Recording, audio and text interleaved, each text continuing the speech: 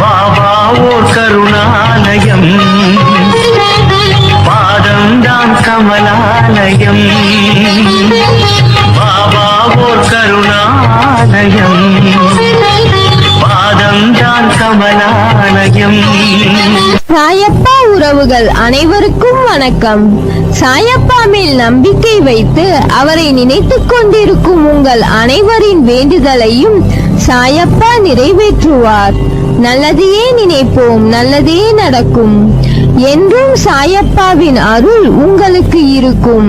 நம் மனதிற்கு இதமான சாயப்பாவின் இன்றைய அருள்மொழியை கேட்போமா? அன்பு குழந்தையே, நீ எடுக்கும் முடிவுகளை நிதானத்தோடு நம்பிக்கையோடு பிறருக்கு தீங்கி இழைக்காத வண்ணம் எடுக்க வேண்டும். தேவைகள் எப்பொழுதும் மாறிக்கொண்டே இருக்கும். முதலில் அந்த எண்ணத்தை சமநிலைப்படுத்து. அப்போதுதான் உன்னால் எதிர்பாராமல் வரும் தாமதங்களையும் தடைகளையும் எதிர்கொள்ள இயலும். கஷ்ட நஷ்டங்கள் வாழ்வின் ஒரு பகுதிதான் என்பதை தீர்க்கமாக புரிந்து கொள். இதுவே வாழ்க்கை கிடையாது. நீ விரும்பும் லட்சியத்தில் வெற்றி கிடைக்கும் வரை ஓயக்கூடாது என்று உறுதி நெஞ்சில் நிலைத்திருக்க வேண்டும். அப்போதுதான் உன்னால் சுடர்விட்டு பிரகாசிக்க முடியும்.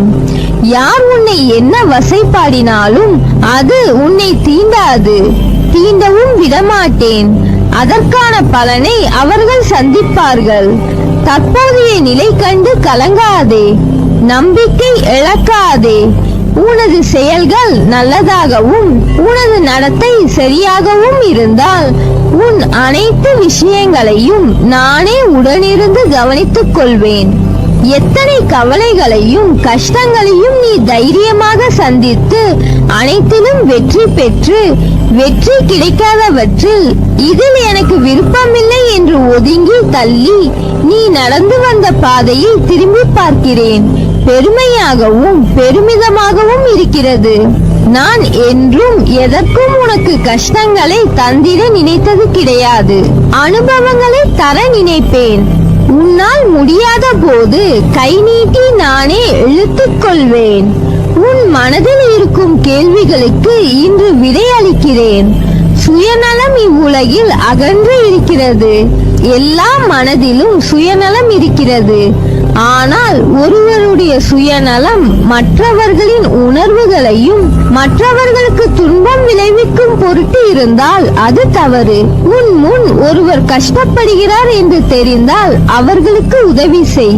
வேலை இருக்கிறது, எனக்கு உதவ நேரம் இல்லை என்று போவதுதான் உண்மையான சுயநலம். சில பேர் தாங்கள் முன்னேற வேண்டும் என்பதற்காக மற்றவர்கள் முன்னேற கூடாது என்று நினைப்பது சுயநலம். அவர்களுக்கு பொறாமையை தூண்டிவிட்டு மற்றவர்களுக்கு கெடுதல் நினைக்க வைக்கிறது. அதைதான் நான் தவறு என்று கூறுகிறேன். உன்னால் இயன்றதை உதவியாய் செய். செய்யும் உதவியை சொல்லி காண்பிக்காத யாரிடமும். நீ செய்த உதவிக்கு பயனில்லாமல் போய்விடும். நான் முன்னேற வேண்டும் என்று எண்ணுவது சுயநலம் அல்ல. அப்படி நீ சிந்தித்தால் அது மற்றவர்களின் முன்னேற்றத்தை நீ விரும்பவில்லை என்று அர்த்தமில்லை. அந்த பார்வை உன் கண்ணுக்கு புலப்படவில்லை என்று அர்த்தம். மற்றவர்கள் உதவி என கேட்டிருந்தால் அவர்களின் கஷ்டத்தை நீ பார்த்தால் கண்டிப்பாக உதவி இருப்பாய். அதில் தவறில்லை. உனது நல்லது கெட்டது என அனைத்துமே நான் அறிவேன். உன்னிலும் உன்னை சுற்றியும் எல்லாம் நான் நல்லதாய் நடக்கச் செய்வேன். உன் தாயாய் தந்தையாய் நான் இருப்பேன். நீ எவ்வளவோ சோதனைகளை மட்டும் கடந்து வந்து விட்டாய். உன் கண்ணீர் துக்கம் எல்லாம் முடிந்தது. இந்த மகிழ்ச்சியின் படிகளில் தடம் பதிக்க ஆரம்பித்திருக்கிறாய். நான் உனது கரங்களை பிடித்துள்ளேன். தைரியமாக நம்பிக்கையோடு நட. வெற்றி உனதே. கொஞ்சம் பொறுமை காத்துக்கொள். உனக்கு நல்லதே நடக்கும். முதலில் வாழ்க்கையை நினைத்து பயப்படுவதை நிறுத்து. பயம் புத்தியை மழுங்க வைத்துவிடும். பயம் எதிர்மறை எண்ணங்களை உருவாக்கும். எனவே எதற்காகவும் பயப்படாதே. நம்பிக்கையோடு பொறுமையோடும் நீ உன் கடமைகளை செய். நிச்சயம் உன்னுடைய இந்த நிலை மாறி வாழ்வில் வெற்றி பெறுவாய். உன் கனவுகள் எல்லாவற்றையும் நான் அறிவேன். அதை தகுந்த நேரத்தில் உனக்கு நிஜமாய் அதை நினைவாக்கி கொடுப்பேன். உன்னை யார் முன்னிலையிலும் தாழ்ந்து போக விடமாட்டேன். உன்னை மிக விரைவில் வெற்றி கிரீடத்தால் அலங்கரிக்கப் போகிறேன். அதற்கு கொஞ்சம் பொறுமையாக இரு. அதற்கான வாய்ப்பையும் உனக்கு ஏற்படுத்தி தரப்போகிறேன். வாய்ப்பை உன்னுடன் நான் இருந்து அதை பயிற்றுவிக்கப் போகிறேன். உன் மனதில் ஓடும் அனைத்து எண்ணங்களையும் அறிவேன். உன்னை பின்னுக்கு தள்ளும் அனைத்தையும் நான் துரத்தி அடிப்பேன். உனக்குள் முன்னேற வேண்டும் என்ற எண்ணம் தீயாய் எரிவதை பார்க்கிறேன்.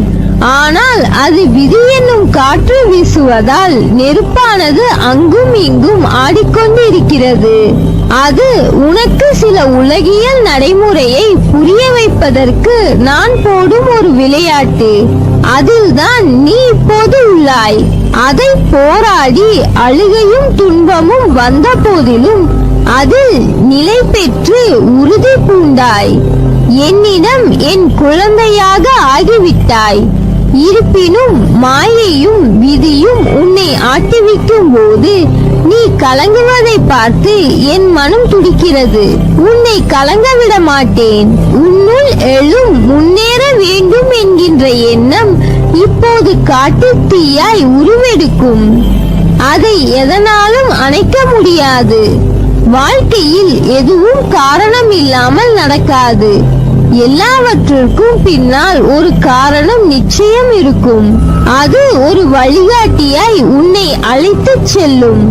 நீ பயணிக்கும் இந்த வாழ்க்கையில் சிலர் குறிக்கோளோடு இருப்பார்கள், சிலர் குறிக்கோள் இல்லாமல் இருப்பார்கள்.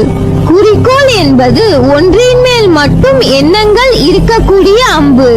அந்த அம்புகள் நிறைய இருக்கலாம், ஆனால் அதற்கான இடம் ஒன்றுதான். அந்த இடத்தின் மேல் மட்டும்தான் அது நிற்க முடியும். முதலில் குறிக்கோள் என்பது வாழ்க்கைக்கா அல்லது உன் வாழ்க்கையின் முன்னேற்றத்திற்காகவா?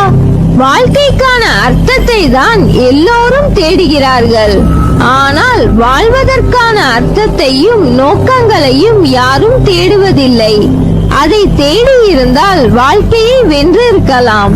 காரணம், அது வெற்றிக்காக கற்ற பாடமாய் இல்லாது. உண்மையான வெற்றி என்பது யாது? அந்த வெற்றியை உணர வைக்கும் பாடமாய் அமையும். எப்படி குறிக்கோள் இல்லாத அம்பு அதன் இலக்கை நோக்கி போவதில்லையோ, அதை போலவே குறிக்கோளை நோக்கி இல்லாத வாழ்க்கையும் என்று சொல்வார்கள். அதே போல் நிலையில்லாத இடத்திற்கு குறிக்கோள் எய்துவதும் ஒன்றுதான். வாழ்க்கையை நோக்கி வாழ்வதற்கான அர்த்தத்தின் ஒரே இடமாய் கொண்ட குறிக்கோளாய் அதனை பார். உன் பாதையின் அழகை சொல்ல வார்த்தைகளை தேடுவாய்.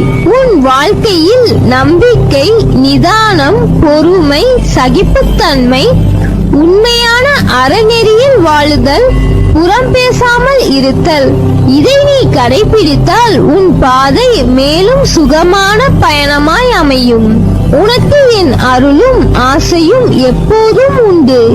நீ ஜெயமாக நிம்மதியுடன் நன்றாக வாழ்வாய். நீ என்னை அழைக்கும் தருவாயில் உன் சக்தி உன் மனதிற்குள் இருந்து ஆரம்பிக்கும் முன்னரே உன் முன் நான் நிற்பேன். ஏனென்றால் என் இதயத்தில் உன்னை சுமக்கிறேன். உனக்கு நான் இருக்கிறேன், இருப்பேன் என்றென்றும். உன் வேண்டுதல்கள் பலிக்கும். எல்லா சூழ்நிலைகளிலும் துணை நிற்பேன். என் வார்த்தைகள் மீது நம்பிக்கை வைத்து செயல்படு. மீதியை நான் பார்த்துக் கொள்கிறேன். நல்லதே நடக்கும். நீ என் பரிபூர்ண அருளும் ஆசிர்வாதமும் அன்பும் பெற்ற என் செல்ல பிள்ளை.